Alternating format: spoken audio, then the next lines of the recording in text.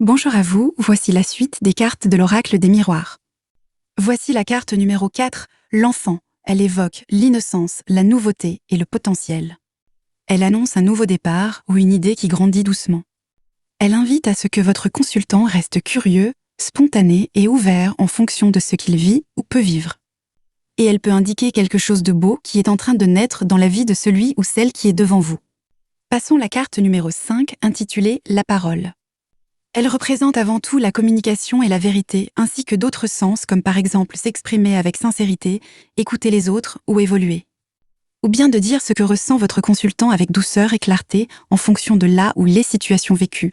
Ne jamais oublier que les mots ont du pouvoir. Je vous parle de la suivante carte numéro 6. La femme, elle symbolise l'intuition, la sensibilité et la sagesse intérieure, tout en invitant le consultant à écouter son cœur et à faire confiance en son ressenti. C'est aussi une énergie douce mais puissante qui guide avec bienveillance. Elle peut représenter une femme importante ou une partie de la consultante qui se révèle. Nous passons à la suivante, la carte numéro 7, l'homme qui représente l'action, la force et la prise de décision. Elle encourage à avancer avec confiance et à passer à l'action. C'est aussi une énergie qui est directe, qui construit et protège.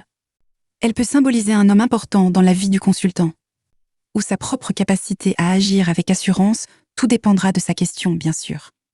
Et pour terminer cette vidéo, voici la carte numéro 8, la maison.